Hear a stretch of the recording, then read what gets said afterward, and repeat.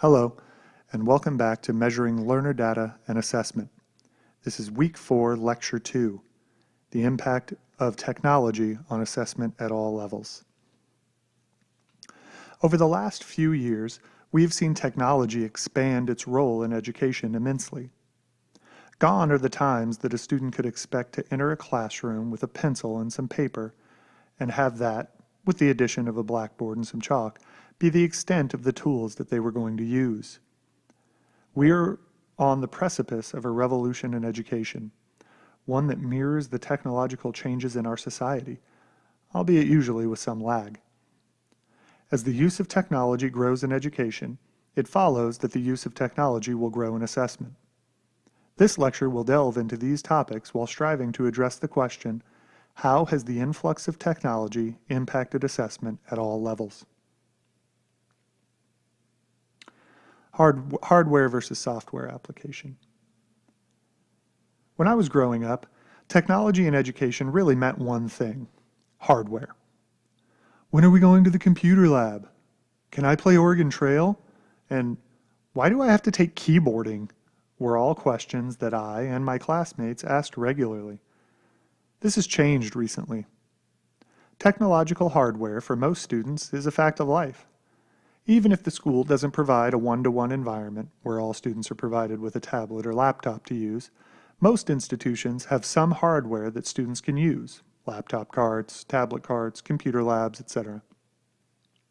In many cases, students are bringing their own hardware with them in the form of smartphones. It's entirely possible that you are watching and hearing this right now on a smartphone. The changes that are happening more and more frequently in today's world center around software. The creation of programs and tools that can be used on the hardware that already exists in schools has multiplied exponentially over the last decade. This is where the impacts of technology on assessment will become evident. Before, when it was only hardware that was being introduced into schools, assessment was not what that impacted. Tests remained the same. Now, with the increase in software applications hitting the market, companies, districts, and states are beginning to see that it might be helpful to have a "if you can't beat 'em, join 'em" type of attitude, and we are seeing more and more aspects of assessment being offered through technology.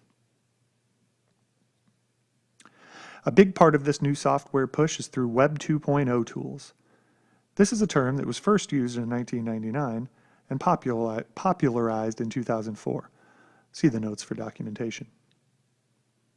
Basically, this was the name given to the new type of website that began to spring up in the early aughts that were no longer just outpourings of information. They were now interactive. They could do as opposed to just show. These types of tools can make teaching so much more dynamic and engaging as students use them to engage in what is generally termed 21st century skills, or to be more specific, the 4 C's: collaboration, communication, critical thinking, and creativity. Another aspect of the change in technology from hardware-based to software-based to the introduction of Web 2.0 tools was the introduction of social networking platforms. Starting with the MySpace boom of the early 2000s and followed by the behemoths Facebook and Twitter, social networking has become a huge part of our and our students' lives. We use it for everything. Why not assessment? So let's look at technology and assessment. The rationale for using technology in assessment can be seen as similar to the rationale for using technology in education in the first place. Technology doesn't replace what makes education impactful and good, but it certainly can enhance those aspects.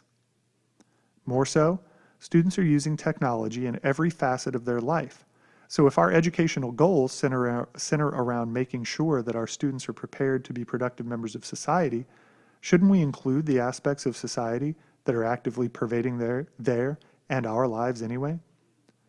This reminds me of our discussion on reliability and validity, when we discussed the idea of face validity, in which test takers decide for themselves whether or not an assessment does what it is supposed to do and is therefore valid. On a broader scale, it would be easy to see how a student who uses technology for everything else that they do in their lives to see an assessment that shuns technology as somewhat outdated and inconsequential. So the theory that I'm putting forth through this rationale is that technology should be used in assessment. You may be saying, well, that's all well and good, but how do we make that happen in practice? There are some definite issues that need to be addressed in that regard.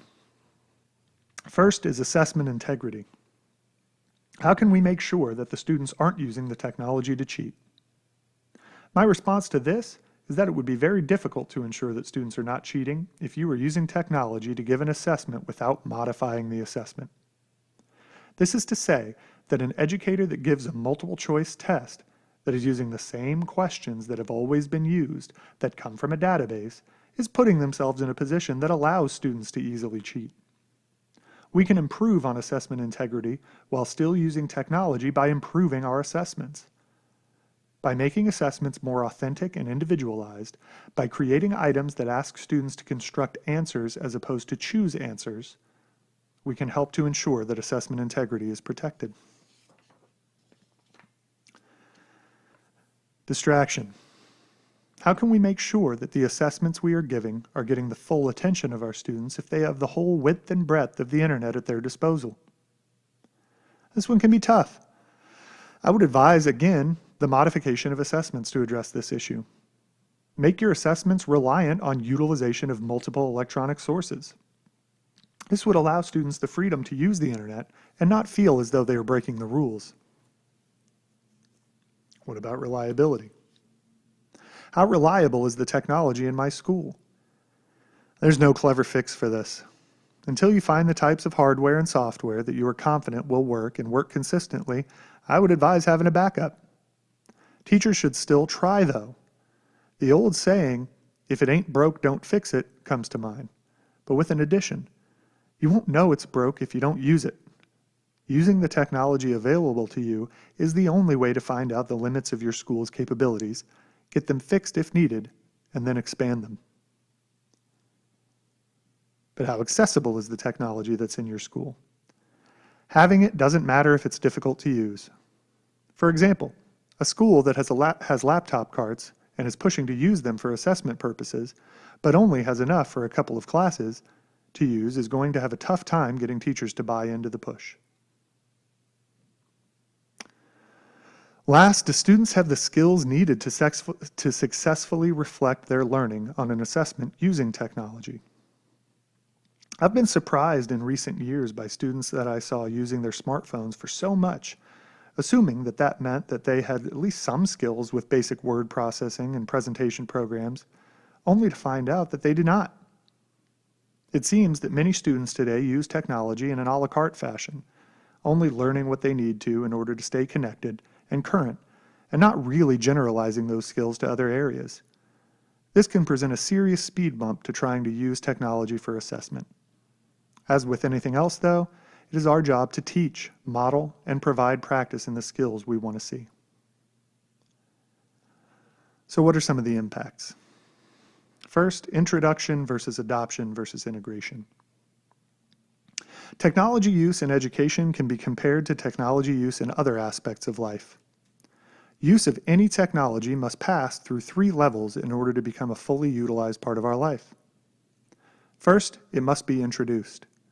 We must be exposed to the technology in a way that piques our interest and makes obvious how much the tech can assist or benefit us.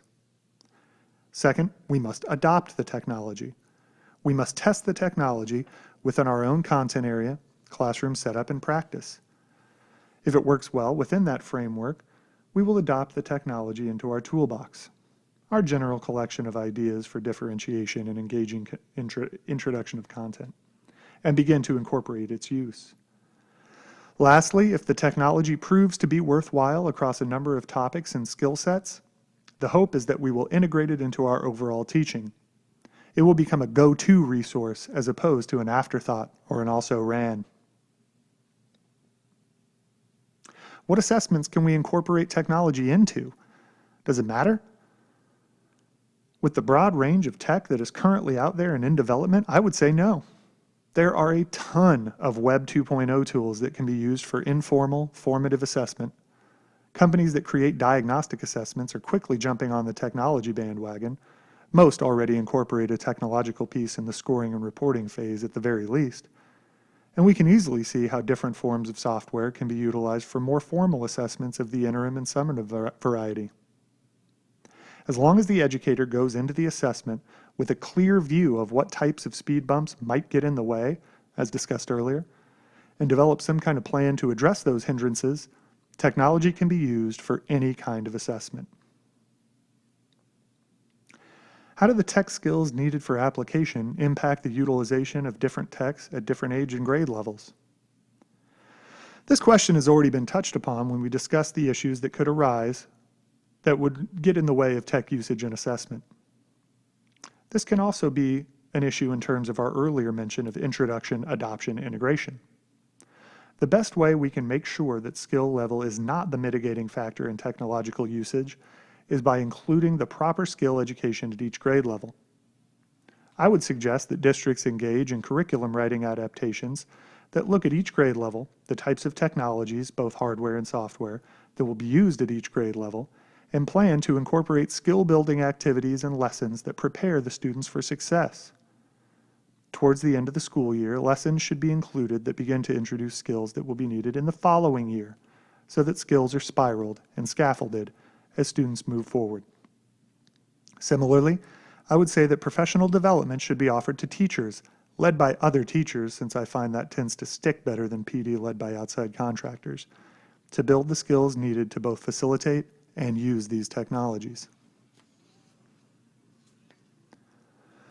The use of technology in assessment as a concept is one that's not new. The change that we are discussing here is the increased incorporation of new technology at a pace that more closely mirrors the adoption of those technologies in our students' lives for use with assessment. While there are definite issues that need to be addressed in order to make sure that assessments keep their integrity while using technology, it seems counterproductive to ignore an area of modern society that is impacting our students so profoundly. To those ends, I would posit that technology as a part of education, and more specifically assessment, is something that should be incorporated.